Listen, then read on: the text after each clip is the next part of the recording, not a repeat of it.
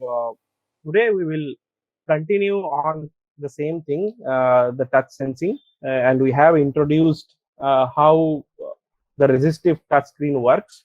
And again, we are going to recap some of those things again, and then we are going to look at the other modality like the capacitive sensing and give you some background on how capacitive sensing works, some basics of capacitors. So that will be the pretty much the flavor of the class today. And in the next class, we are going to look at implementations, right? How do you take these ideas and then put it to a microcontroller based system? Right? How do you actually have a system that is touch sensing enabled? Right? How to create those basic circuits, how to write code, and then try to build simple applications that are capable of sensing touch, right? Okay. So this was the main structure of the pipeline that we were we introduced in the last class, where we were talking about an input touch modality, right? It is basically some form of an electrode, right? And based on what kind of touch we are trying to measure or sense, it could change. It could be like a some kind of a on-off switch that can be counted as an input modality, or it could be something like a slider, right, where you can slide your finger, which is going to do something in a progressive way. Let's say the slider could be used for dimming the light in your room, right? If you are sliding it to the extreme end, it could mean very bright light, whereas if you are just sliding it to the beginning, it would mean the light is almost off, right? Also for volume control kind of things, you can use those kind of touches, right? And then we also spoke about how can you make more intricate gestures to communicate with the system, right? And the system sensing mechanism exists, which does all the heavy lifting of the signal processing, right? Because once you do all the touches, this is somehow converted to a stream of digital signals, right? And that has to be interpreted by the device. So that's where the sensing mechanism and the processing comes in, which is again given to some sort of a classifier or some kind of a recognition perception system, which delivers the required desired output, whether it is going to dim some light or it's going to increase the volume of a music system. That is the required actuation that is being done by the IoT device. So that was pretty much the pipeline of the sensing modality, right? The touch sensing modality. Okay, so this touch is being used as an input to the system, and the system perceives your touch, and based on certain configurations that are already there, it is going to respond to that touch. Okay, and our duty or our kind of responsibility as engineers is to make the touch sensing interface as intuitive as possible, right? So just in the same way, we as humans, we touch certain things or certain objects, right? So our duty would be to give the intelligence to the IoT devices to perceive those touches in the same manner we intend the touch, right? So if you are making a sliding action, it has to be sort of understood by the IoT device. So there comes all the intelligent algorithms that you are going to develop based on the touch sensing data. Okay, so next we looked at these two different paradigms, one being the resistive touch, and we also looked at how the resistive touch sensing works.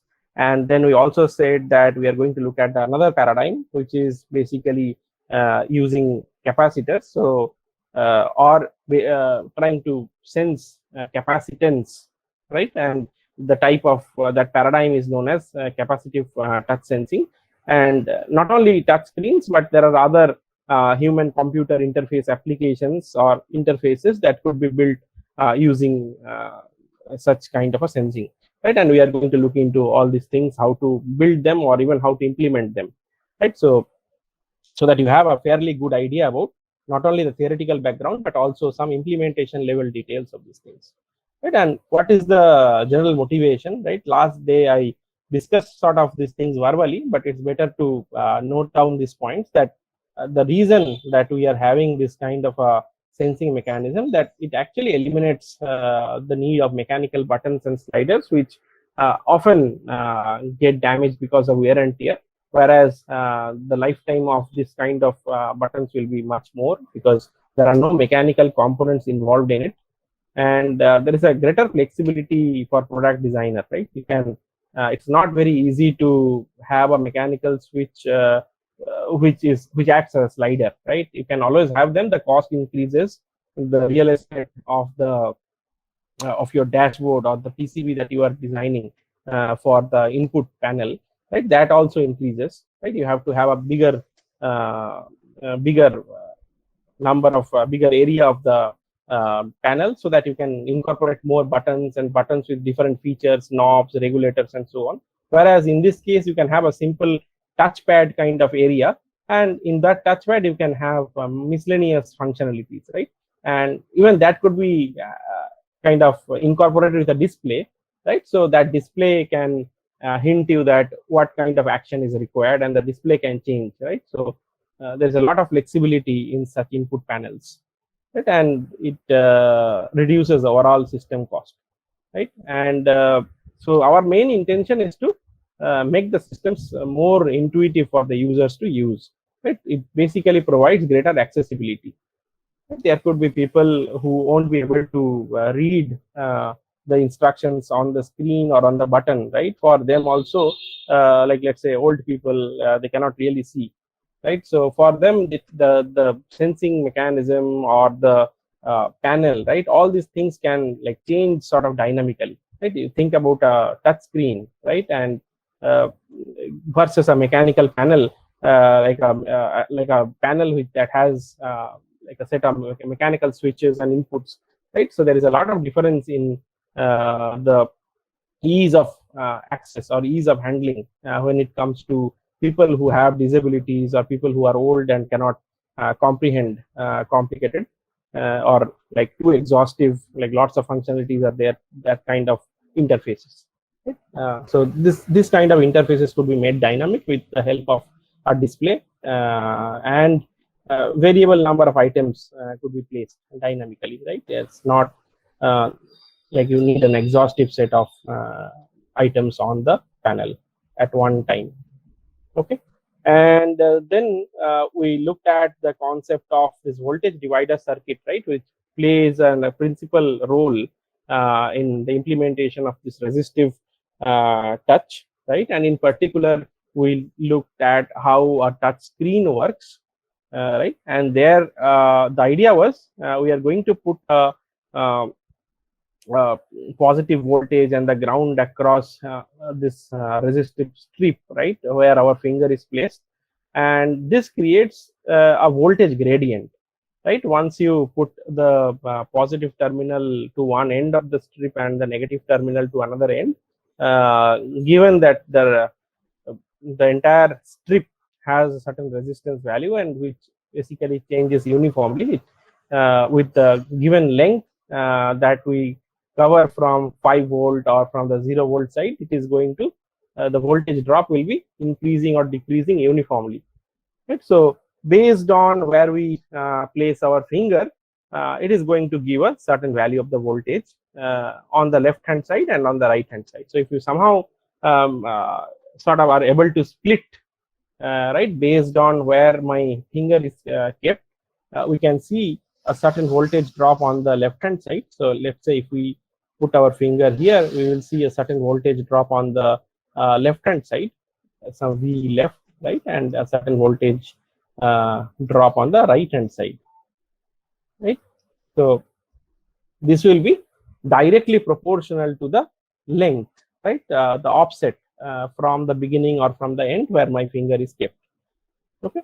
So, and we can have multiple such strips like this, so that it makes the entire plate that we discussed in case of that two-dimensional touch screen, right? You can have this multiple strips together, and in principle, it could be like continuous, right? So this is basically one single plate that we were talking about, which is there was this one top plate on which we were placing our fingers, and there was one bottom plate, right? And we sort of understood how this plate could be divided into this two portions based on where our finger is kept on the screen, and this would continue, right?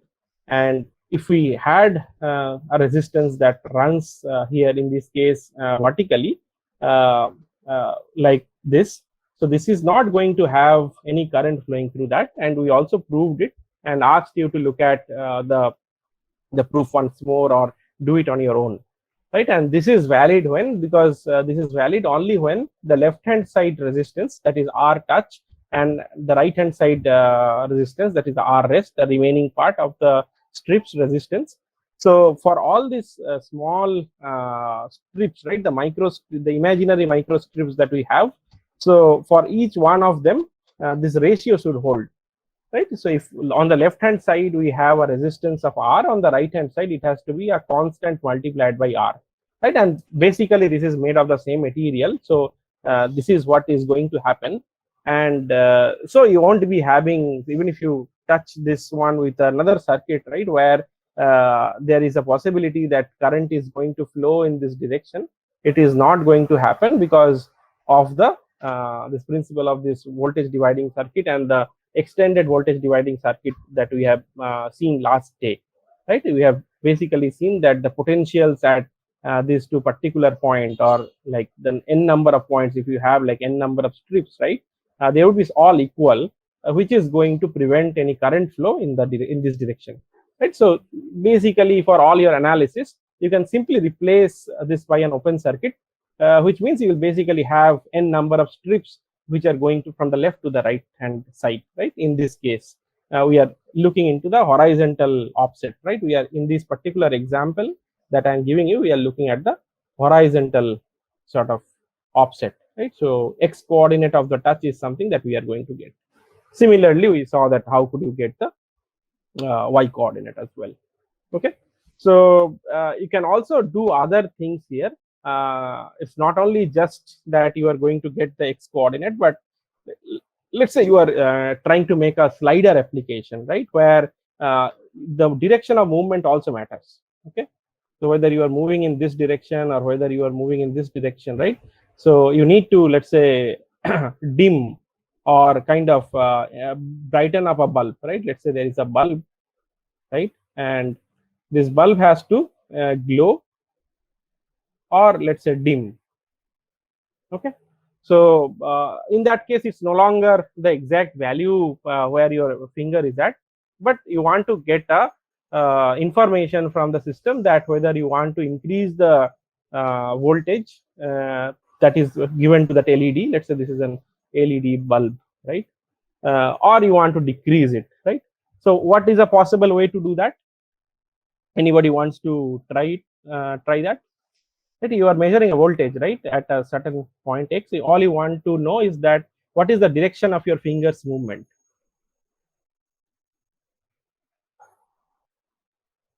Anybody wants to try out?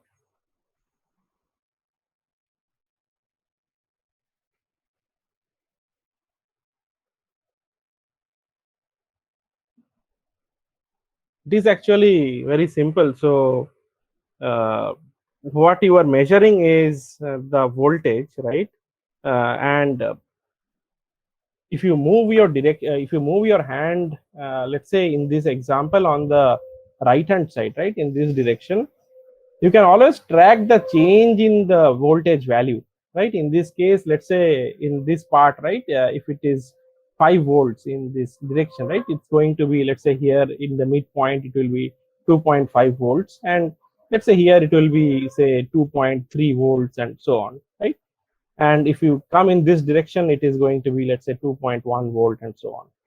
So instead of looking at the voltage value itself, you can look at the successive differences in the voltage value, right? If you keep on looking at the deltas, right, that happens at every time instant. Let's say you are sampling the voltage value at a certain rate. Yeah, hello. Sir, at the left side, you write 2.1. It will be always increase when Yeah, we it will be go. increased. Sorry, yeah, thank you for notifying that. Yeah, it will be going towards 5. Yeah, true. So in this case, this will be, let's say, 1. Yeah, thank you for pointing that out. So instead of looking at the exact numbers, right, whether it is 2.5 or 2.1, we can keep on looking at the successive differences.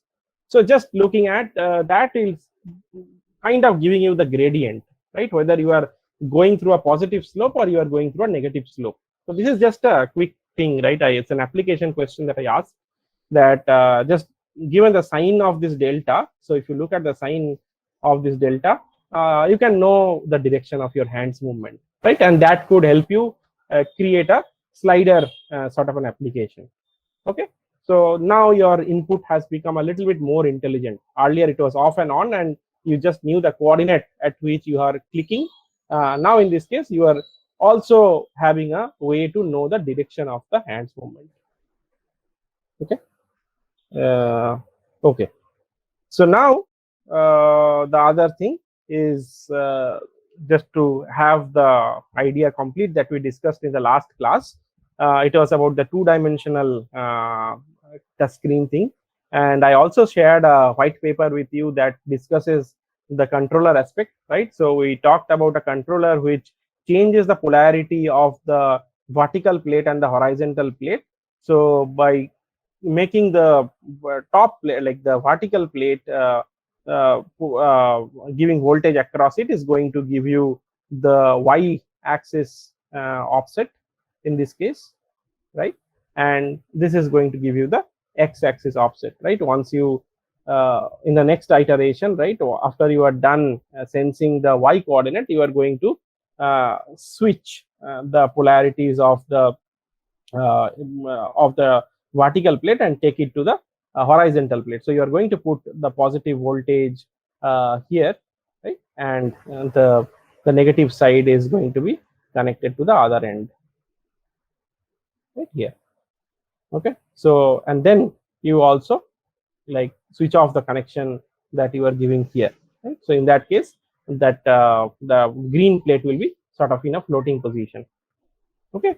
So in that way, you do get both the coordinates x and y, and that is what you register to the microcontroller. So all you have to do is sense the voltage, right? Sense the voltage in the x axis or the horizontal direction, as well as in the vertical direction, right? And that voltage could be converted to the distance offset, and the distance offset in your screen, there will be a certain mapping, right? How the graphics or how the area in the screen is mapped to a certain voltage value. So that is going to be the point at which you have touched the screen. Okay, so I hope this is clear, and this was just a quick recap of what we had discussed in the last class, and particularly the voltage divider circuit and how we extended the voltage divider circuit. That is sort of the key ideas there, and you are requested to take a detailed look at that, right? So if you are still in a confusion, please go to the material and look at that, right? I'll put more materials also today that will have much more. You will have much more clarity regarding all these things. Okay, so now I just flip the question a little bit, right? And then I'm trying to ask you that instead of human fingers, let's say we have this pen kind of thing, right? Let's say the stylus kind of thing that we very commonly use. So is it still going to work? Anybody? I just want some answer from any one of you. Given that we have the same circuit, right? There is nothing that has changed here. Is are the same principles going to apply here as well? Yes, sir. Any reason for that? Sir, because circuit is still going to be completed. Okay, so does it matter whether the pen in your hand is an insulator or a conductor and so on? No, sir, I don't think so. Sorry. No, sir, I don't think so. Okay, Because why? when we connect both Mhm. strips, right, Mhm. the ground and the point, Yeah. I think it will still, current will still flow through. Okay, yeah, you are right. The reason is basically the thing that we are putting on top for doing this touch, right, is basically trying to create a dent in the screen, right? It's actually bending the top layer and trying to connect it to the bottom layer. So it's kind of a mechanical force that will be applied on top, and that's the reason this works. Okay, so yeah, thanks for answering the question. And there is one more thing that I wanted to discuss is this, right? What happens in this case? It's will we revert back to the fingers, right? And then we use our left hand's finger and right hand's finger to touch, right, our screen, whether this is going to work or not.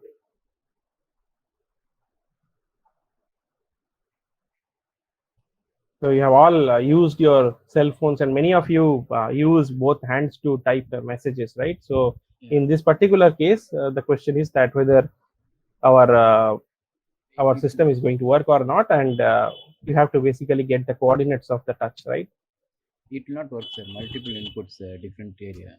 Hello, can you be a Yes. little bit louder? Yes, sir. It will not work because the input is from multiple region. Yeah, can you little bit make it a little bit more scientific what you are saying? Yes, sir. See, basically here we see the voltage at these 2 points would be largely varying. So No, so this is just one point that is tapped, and this is another point that is tapped. So there is no variation or anything, no varying thing.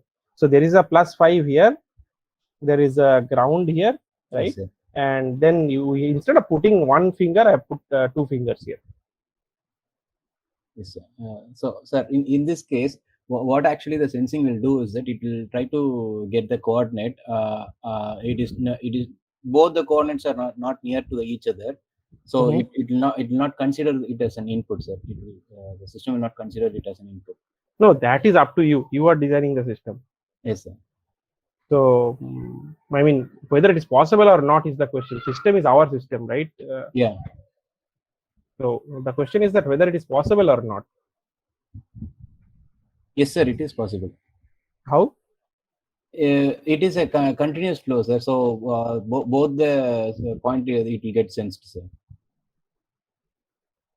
Okay, so the problem is that here you will get a net drop in the voltage, right? Yes, so yes, if sir. there is a voltage drop of, let's say, some plus delta 1, right, because of Yes. the first touch, and there is a let's not use this delta becomes too fancy, so let's say V1, and let's say there is another voltage drop of V2, right, for Yes, sir. the second one.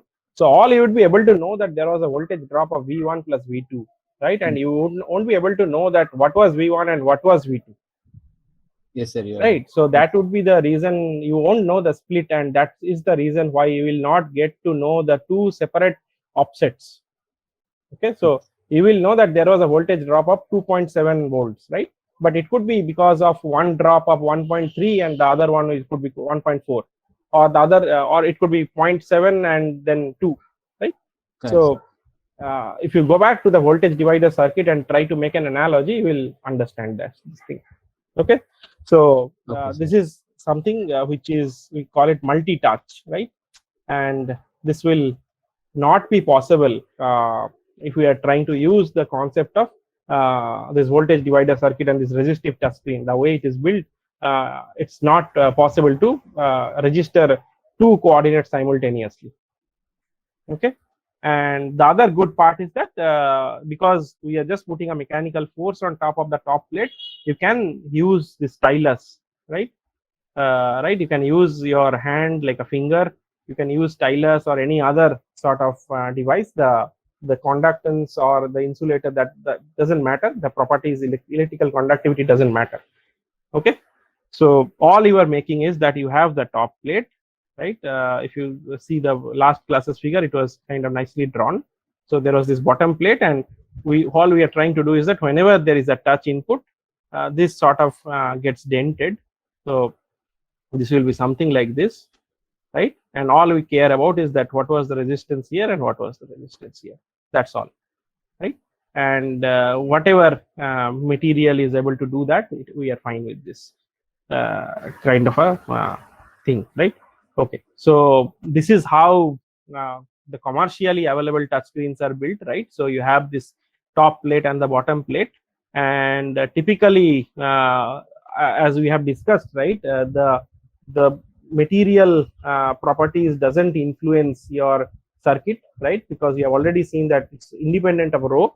So we will choose some material that has better display properties. So typically there is this indium tin oxide which is used on this plates, right? And on in the bottom of this insulating material or the glass, you have the display, the LCD, which is present, right? And this graphics that is being shown here, and the all the touch inputs that you do on top of this thing, right? So these are synchronized simultaneously by the controller, right? So that is more in the software side. So the touch is registered from this particular circuit. It goes to the system, the controller, and based on the feedback what you want to do, the display is updated, right? So these are completely two different things, and that are controlled in real time by the CPU that you have in the system. Okay, so this is just to give you the actual layout of the screen, right? Earlier we were just looking at a schematic. Okay, so now as we have already figured out that this works on the concept of voltage dividers, the analog voltage value is mapped to the position of the touch, and we cannot sense multiple touch points. Okay, and we want to do more, because yeah, that sometimes it is needed and anticipated for many sort of input modalities where we do require multiple touch points. And the other approach is basically trying to look at the screen as a bunch of pixels where every pixel could be enabled to detect a touch, right? Earlier the touch was wherever you touch is kind of dependent on the entire strip, because we applied a voltage gradient throughout the entire strip, right? But in this case we want to try out something else where independent of the other pixels we can figure out that a certain pixel or a certain area of the screen is touched or not. Okay, so in that way we can have multiple areas, and we can detect the touch in all these respective areas. And for doing that we want to make use of capacitors, right? And for people who are not quite familiar or have forgotten some of the basic concepts, I'll basically cover some of the things that you need to remember, at least for this class, right? Like what exactly the capacitor equations are, how to make capacitors in parallel, what kind of equivalent capacitance you have if they're in series. So some of the very basic things, right? Because this will be something that will be that we at the end of the day will be measuring using our microcontroller based system, right? We at least need to understand the very basics of this. Okay, so as you know that the capacitors store charge, and this is the equation where Q is basically the charge value, Vc is the potential that is applied across, right? And let's say this is the symbol of the capacitor where we apply a voltage of Vc across it, and C is the capacitance value, which tells you how much charge it can store.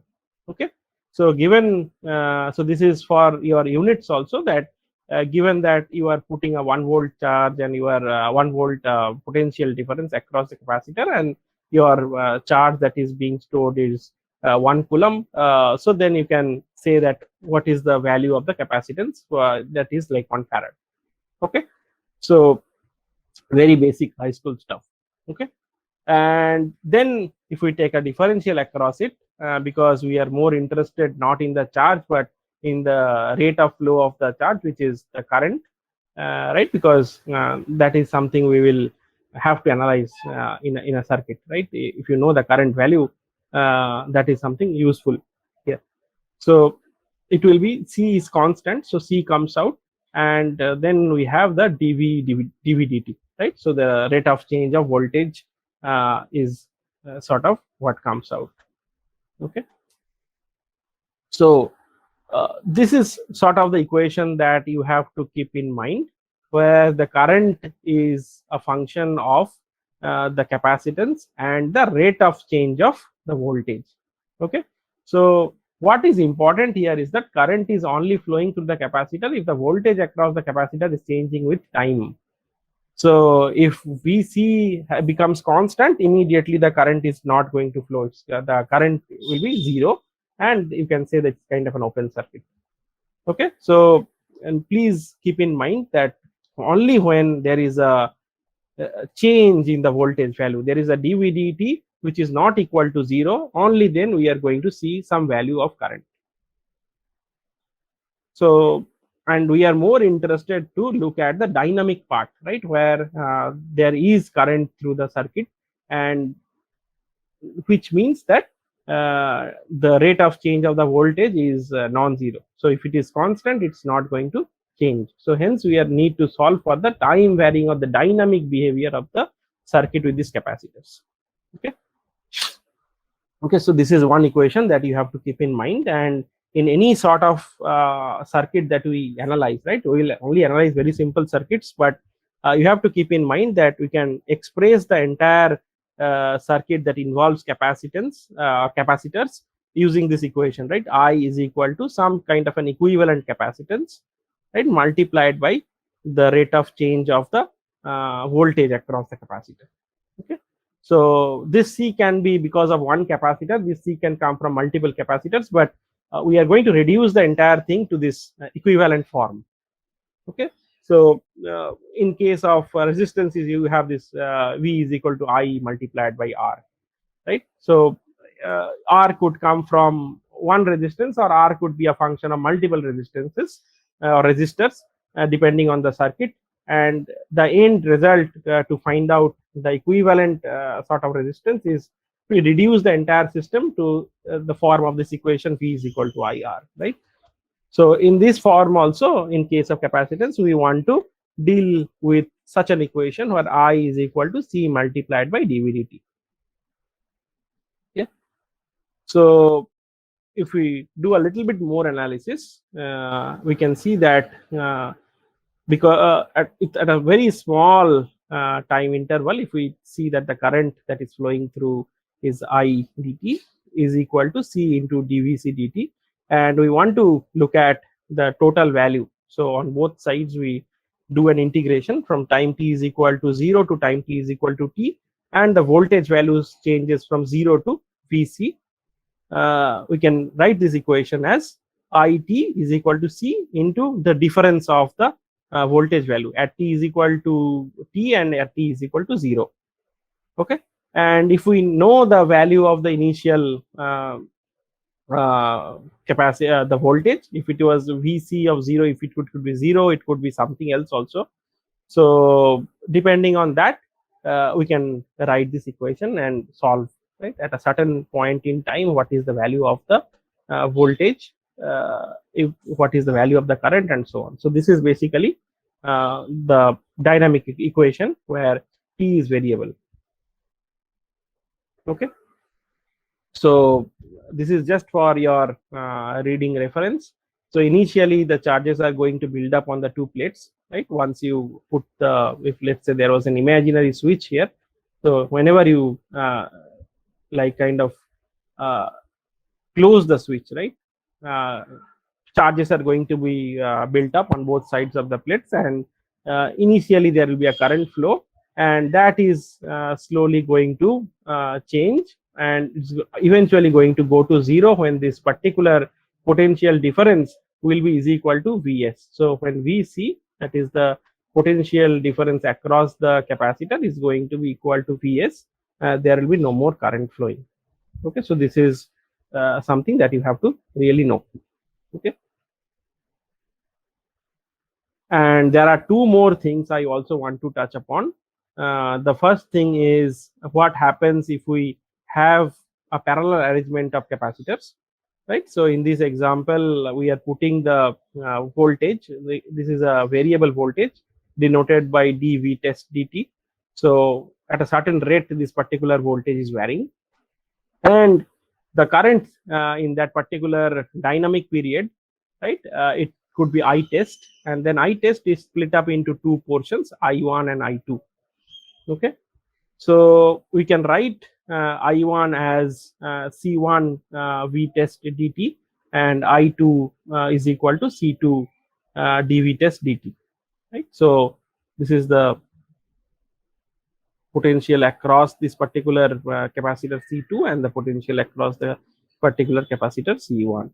And we know that this I test is splitted up in these two branches. So one is going to I2 direction and the other one is going to the I1 direction. So we can write it as I test is equal to I1 plus I2. Okay, so here we are trying to find out the net capacitance of the circuit when these capacitors are arranged in a parallel form. Okay, and then going through a simple deduction to find out the equivalent capacitance, right? So this is something again that you have studied in high school, but this is just a refresher of your memory, right? So that we can go into something that are all based on these ideas. Okay, so we simply do this addition of I1 and I2, just put the values there, and we can see that C is equal to I test divided by dV/dt. Okay, and if we recall that this is our the relation, we call this equivalent sort of relation, where we know that I, the current, could be represented as a multiplication of the equivalent capacitance and the rate of change of voltage. So this equation directly maps to whatever we have derived right now. So we can say that the equivalent capacitance could be given by C1 plus C2. So we can replace this entire circuit by a circuit which has the same voltage source, the varying voltage source. But in case of having this two branches and two different capacitance values, for all our analysis purposes, we can replace it by a single hypothetical capacitor, which is valued as C1 plus C2, right? Or if we even want to see similar behavior, we can even put a capacitor in this form, which has the capacitance value of C1 plus C2. Okay, so this makes our analysis easier. Okay, so if somebody asks you that what is the value of I test and so on, it will be much more easy for you to answer such questions. Okay, that is why we require some of this basic circuit analysis.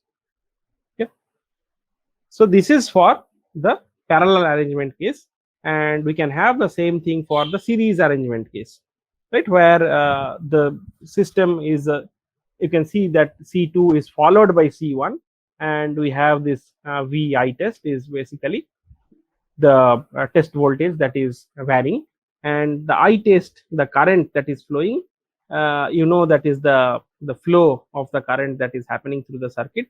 It's I test, and it will be same as IC1 as well as IC2. So this is the same current that is flowing through the circuit. Okay, so what is the value of IC1 or I test? It will be C1 multiplied by du dt, right? So this is U or U1, right, and this is ground or 0. So we are interested to look at the rate of potential, the rate of change of the potential in this part of the circuit, and which is denoted by du1 dt, and multiplied by C1 gives you the value of IC1, right? So this is the current that is flowing through this particular portion, right? And similarly for I2 or IC2, the current which is flowing for through this one could be written as C2 multiplied by d of U1 minus U2 dt, right? So this is the difference, because we have already assumed that this particular point is at a potential of U2, right? So U2 minus U1 gives you the potential difference here, and you can use the differential to know the rate of change of this particular potential, which gives you C2 multiplied by du2 dt minus du1 dt. Okay, and very simply you can substitute this value from the previous one, because we have just now derived this from here. If you see I test, if you see the value of I test, I just see that I test is equal to C1 into du1 dt, right? So I have just replaced these values, and from here you can solve for the value of I test, right? If you just change the transfer I test to the other side of the equation, it basically becomes C2 divided by 1 plus C2 by C1 into du to dt. Okay, so now this edu2, as you understand, this will be same as v test.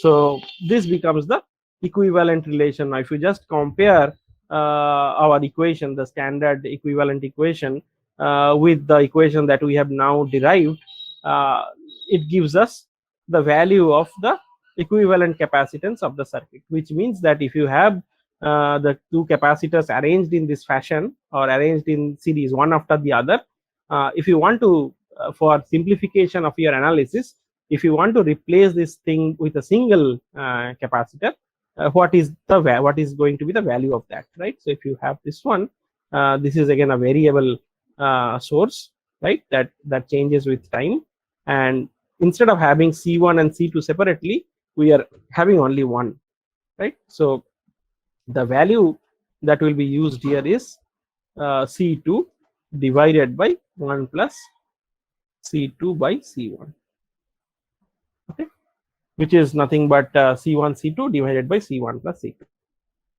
So this is the equivalent capacitance value that we are going to get in this particular case. Okay, so hope this is all clear.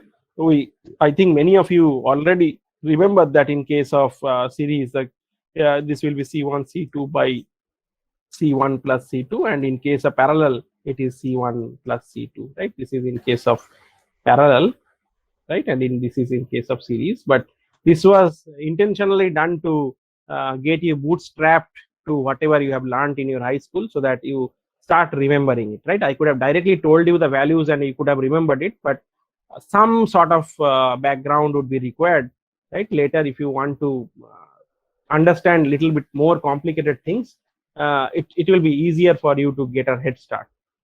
Okay, so that was the reason I brought up a little bit of the reduction part.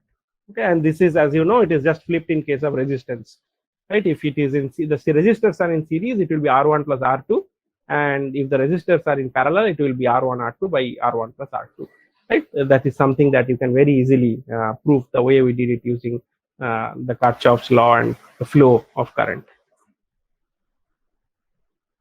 So based on how physically the capacitors are arranged, you can assume that whether they are in a series connection or whether they are in a parallel connection. For example, on the right hand side, I show, let's say we have these two capacitors, and like in a capacitor we put a small conductor plate, right, which is shown as this red colored slit kind of thing we introduce in between, which basically takes the form of two capacitors now, right? Suppose there was this entire distance d that had this dielectric, right, and within that we introduced this particular plate, right? This is the plate.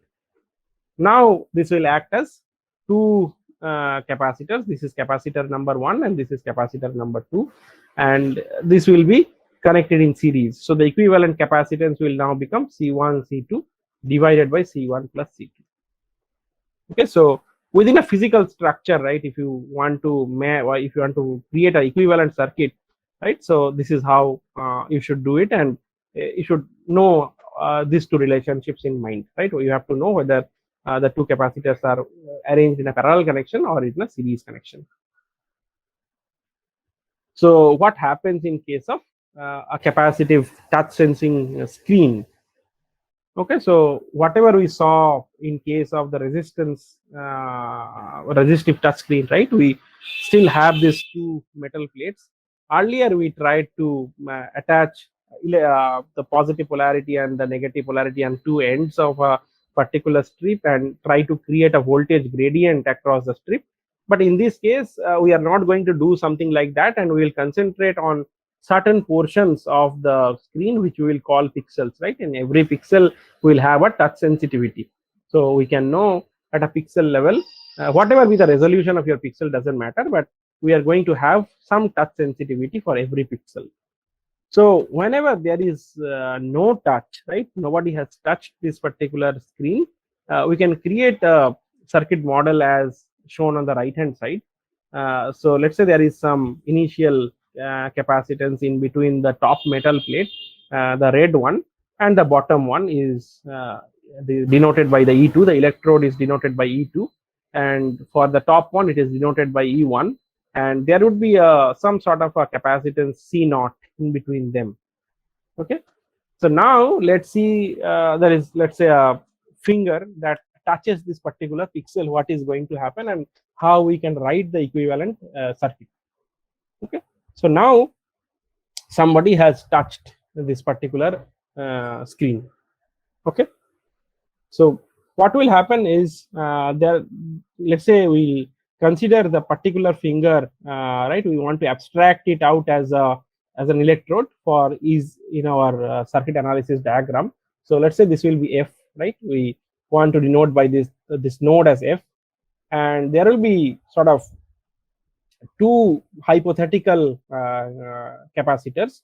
One is the in between F and the bottom metal, right? So the finger touches the dielectric on the top. So C2 is the capacitance between our finger and the electrode 2, which is the bottom metal, and C1 is the capacitance between our finger and the electrode E1, the top metal, right? You're placing your finger on the screen, so there will be these two things that needs to be considered based on the two paths. Okay, so this is one path and this is the other one, where you will have C1 and C0 was already present. So this is the physical structure of the circuit. So we have these three capacitances and three nodes, or these three electrodes, F, E1 and E2. Okay, so now we want to basically sort of detect that the touch was made or not. Okay, so we have to write try to look at the circuit and try to see that what needs to be measured and so on. So if we directly map this figure to the circuit diagram we have shown in the left, this is what it is, right? This is what it looks like. So in between E1 and E2 we have C naught. In between F and E1 we have C1. So this is F and E1, we have C1, and in between F and E2, that is the finger and the bottom plate, we have C2. Okay, and these two are parallel. So this is one path, right? And this is the other path, as you can very clearly see from the figure. Okay, so now if we want to sort of know that or analyze this particular circuit or do some measurements, because we actually have to do some measurements to register the touch, right? So let's say we have to put these probes, right? Let's say we can put it at E1 and E2. E1 and E2 is within the system, right? It will be possible to do some measurements putting probes at E1 and E2 in the sensing hardware, or let's say to a microcontroller where this circuit is this circuit is attached, right? We can do some measurements. But what about F, right? Let's say we want to actually incorporate also the finger in the system here, and it's not possible to put or attach my finger to a certain electrode, right? We cannot do a measurement like this in the system, right? So the way we are trying to approach or draw this particular circuit, it might become impractical for us to do any measurement, right? We cannot attach any electronics with the finger directly. So this kind of measurement will be impractical. So only thing we have to do is in between E1 and E2, which is native to the system. Okay, so E1 and E2 are the electrodes that already exist inside the system, and we have to figure out a way to do or register the touch only doing measurements within these two points. Okay, so for that what we need to do is we'll probably reconsider this particular circuit diagram, and we'll try to draw an equivalent one, right? It's going to be in flavor, in spirit it is going to be the same, but we'll see that what else we can do. Okay, so now instead of having the F on the top and then trying to look at the C1 and C2 resistances, we have just shifted this particular node. It's a different way of viewing the same thing. In this case it was like this. So if you are seeing there is not much change in the semantics, right, or even the syntax of the particular circuit. it's just drawn in a different way. Okay, so E1 and E2 are still the probes that we can measure. And now let's say these were these were capacitors in series, so C1 and C2. So instead of C1 and C2, we can simply coalesce them and write something as C delta, right? So C delta are these two capacitors that were connected in series, and we know how to compute the equivalent capacitance value. Okay, so next is we can see in between E1 and E2 we have these two paths. One is through C0, the other one is the path through C delta, okay, which are again in parallel. So the equivalent diagram will be like this. So the C equivalent will be C naught plus C delta, and C delta will be again C1 C2 divided by C1 plus C2, correct? So that will be the equivalent capacitance, and the final figure would be something like this, right? In between these electrodes E1 and E2, using the knowledge that we just built up right now, that how to write equivalent relationships for capacitor values, we have this particular figure in mind now, right? We have just converted the entire circuit diagram, the physical circuit that we spoke about. This is the physical structure of the circuit that we spoke about. We have converted it into an equivalent circuit on the left hand side. So in between E1 and E2, I have C naught plus C1 C2 divided by C1 plus C2. Okay, and note that C naught was always there. Okay, whether I am touching the screen or not touching the, let's say, the pixel, right? I would rather use the word pixel because this is from pixel to pixel, right? So all the pixels are independent here. So doesn't matter whether I touch or not. C naught was there. Only that if I touch, I have to just know that C delta is greater than 0, right? Which means that somebody has touched it, right? So there is some extraneous let's say capacitance that is introduced to the system. So your C equivalent value is going to change. So now this complicated thing, right, apparently complicated thing is sort of coalesced into this very simple form, that in between E1 and E2, if we know the equivalent capacitance, and if there is a change in capacitance, right, earlier it is 0, let's say it is C0 or C naught. C naught is kind of the value that is always there, non-changing. Suddenly you see it is something else, right? It is increased by a certain value. Then it basically means there was a touch. Okay, so all we care about is whether there is a extraneous C delta that is brought into the system. If yes, I can register a touch. Otherwise, there is no touch. Of course, there will be some noise in the system, and there is this thresholding business that will come, that we have already spoke about during discussing event detection, right? Always there will be a C naught capacitance with some noise, and suddenly we'll see something called something like C naught plus C delta. Okay, so based on this particular change, right, you can always see there is this delta, and if delta is greater than certain threshold, you can say that it is you can register a touch. Touch is equal to yes.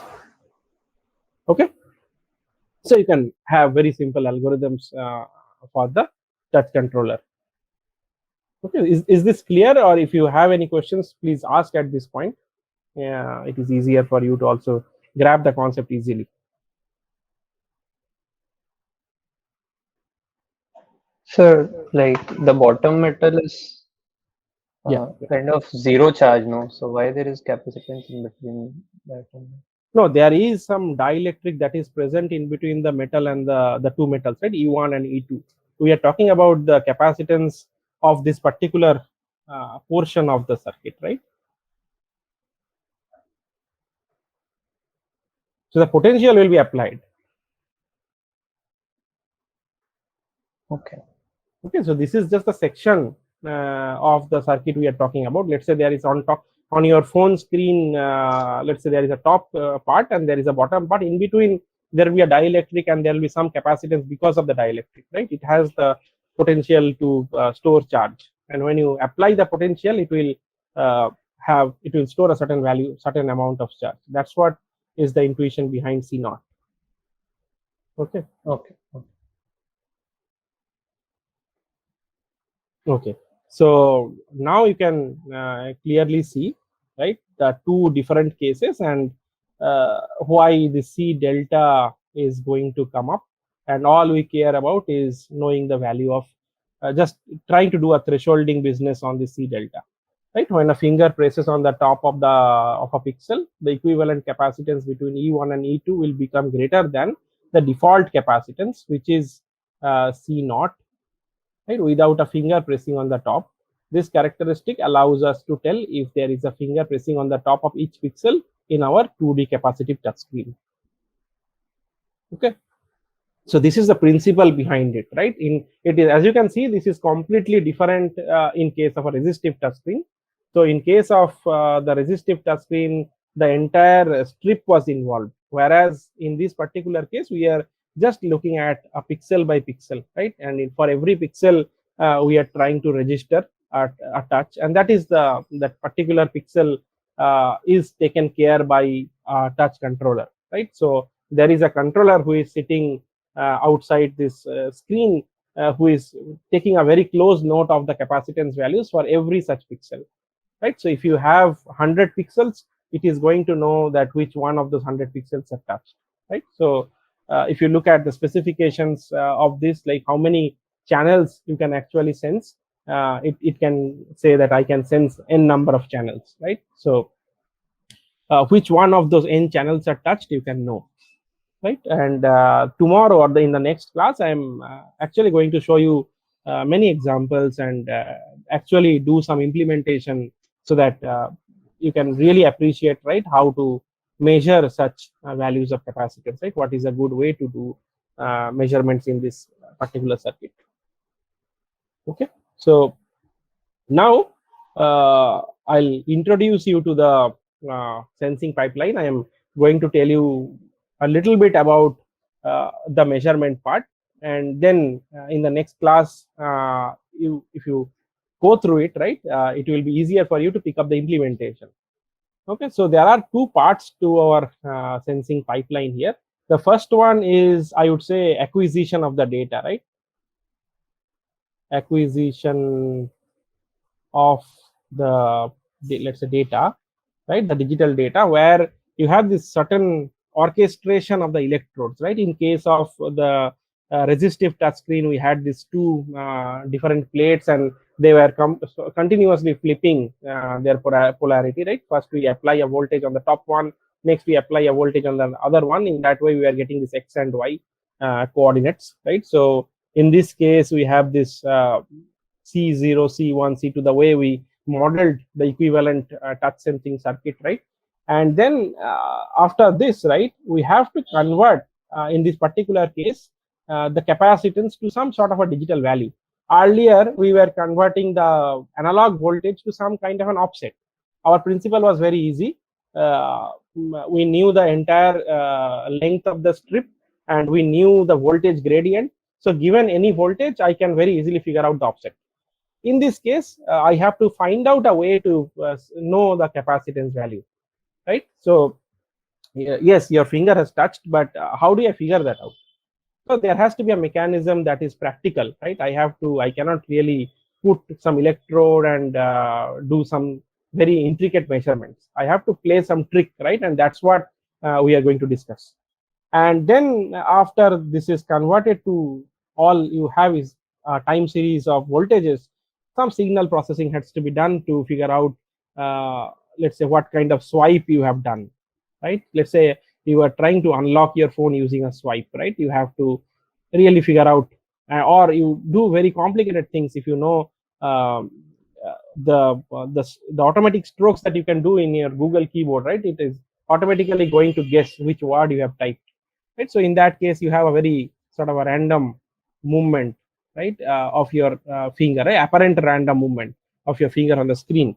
So there are some involved algorithms that are going to figure out the exact gesture that you have made, and based on that, depending on the application that you have in your mind, it is going to create an output. Okay, so we are going to look at this particular part, right? How this capacitance is converted into a digital form that we can use, and we are going to partially talk about some part of the signal processing. How can you perceive different kinds of touches, and this the higher end thing, right, where we have like advanced HCI interfaces, right? It heavily involves lots of neural network techniques, right? Either neural networks or some other ML techniques to classify a certain gesture and map it to a certain class, basically, right? So depending on what your HCI system is supposed to do, there are like involved models that you can develop to recognize a certain gesture. Okay. Note that like even if the same person makes the gesture 2 times, it will not be exactly similar, right? And then there will be multiple people who will be making all these gestures, so you will need very involved algorithms in this part to just register all these different things. Okay, so I'll basically introduce you to the basics of measurement of how you do the capacitance measurement in the microcontroller, and we leverage something called the RC curve, and we are going to quickly look at what does an RC curve mean to determine the proximity of a finger to the electrode. So we call electrode the screen or any other interface that we are talking about, where we want to give this functionality of touch sensing. So that is what we call an electrode. And if your finger touches, or even if it is in the proximity of the electrode, it is going to influence the capacitance value there.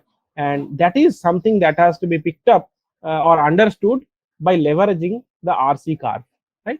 So let's start with, let's not go into the like, let's follow whatever I am saying very clearly. You will understand, right? And then after the class is done, you can just go back to the notes or revisit the video and just know what this RC curve means, and you will be through. So let's say we start with something like this, right? We have a very simple voltage source VC. We have some series of some resistors, right? And there is a stray capacitance that is always there, right? Earlier we spoke about the C0, right? You can assume this is C0 or C1, whatever, right? And then there is this touch point, right, where a human being can come and touch, right?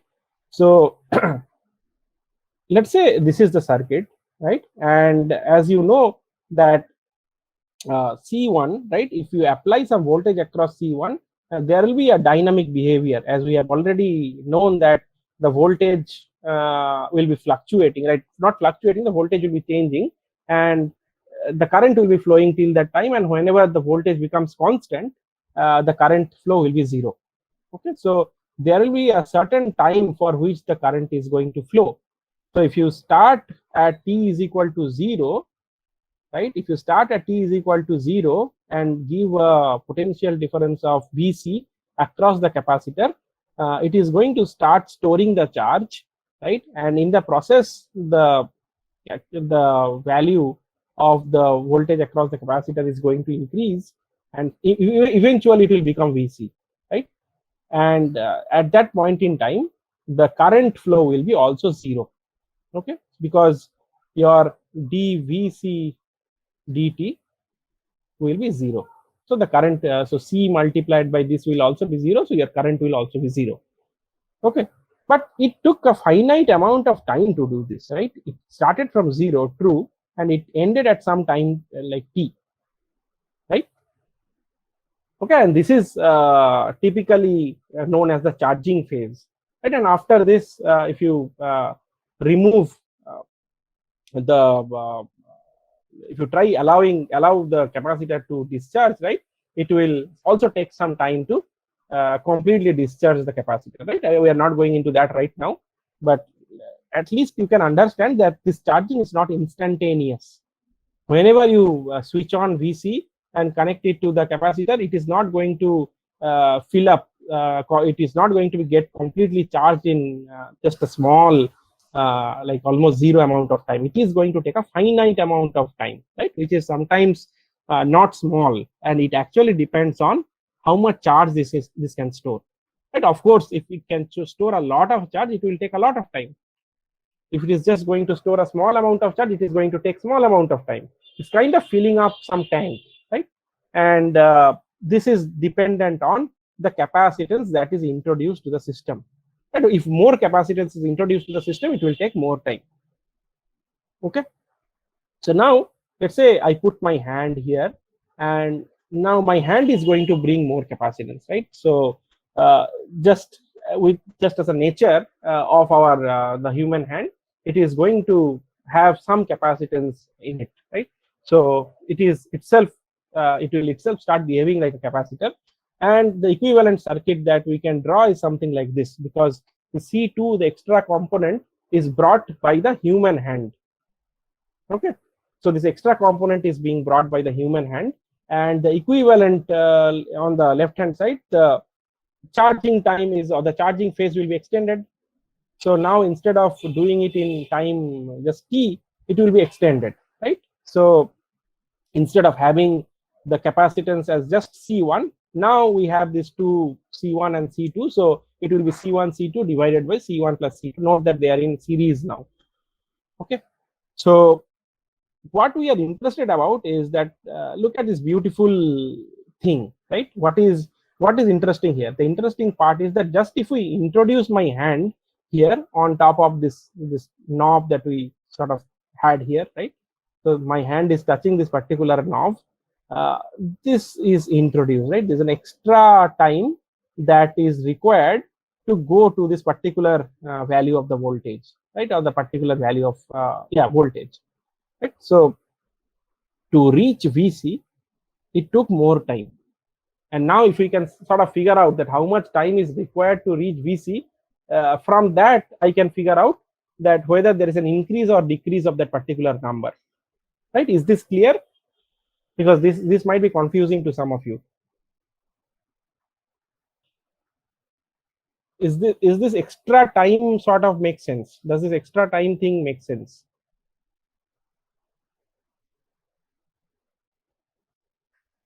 Okay. So I am going to again rephrase this, right? Because I cannot go further today. Probably in the next class, I am going to bring in a little bit more details. So here, what was happening is, let's go through this entire thing one more time, right? So first we had, let me erase these things.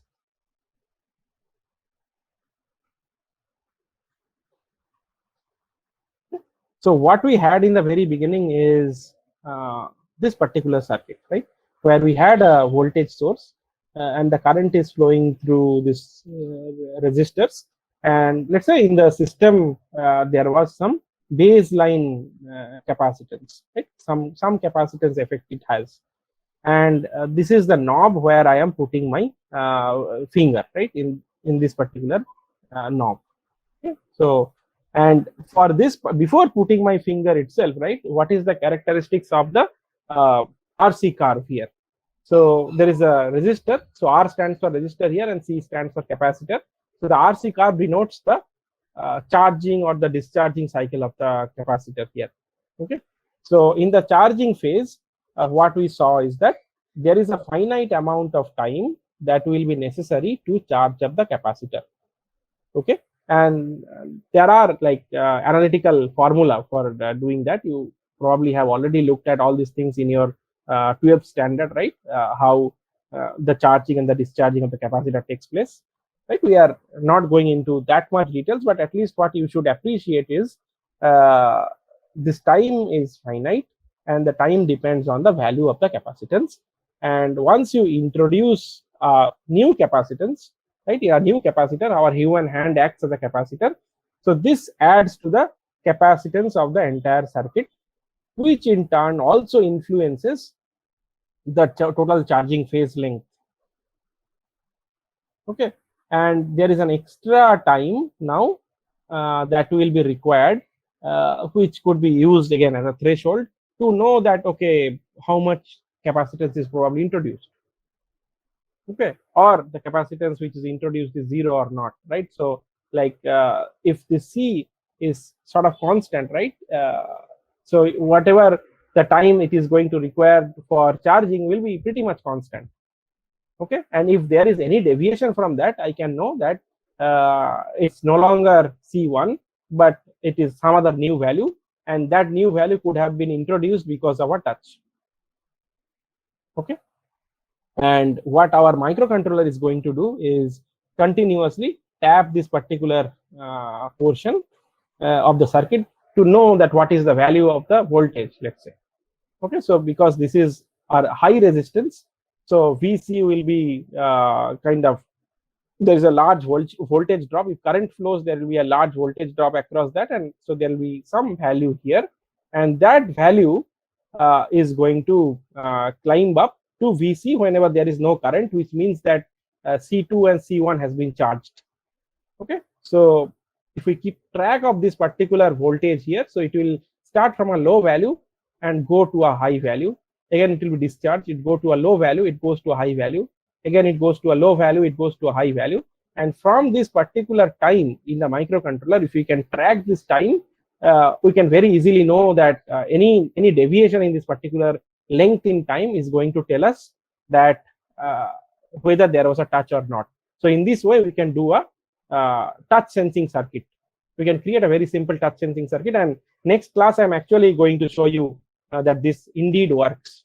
Okay, so we are going to implement this simple idea and do this time measurement and kind of demonstrate to you so that you start believing that very simply you can create a touch sensing system like this. Okay, so today I'll close here. I will keep the class till here. Next class, whoever is present in this class, please try to go through this, right? Because it will be very, very difficult to follow anything in the next class if you don't have a very clear idea about whatever is taught, particularly the last part of the class.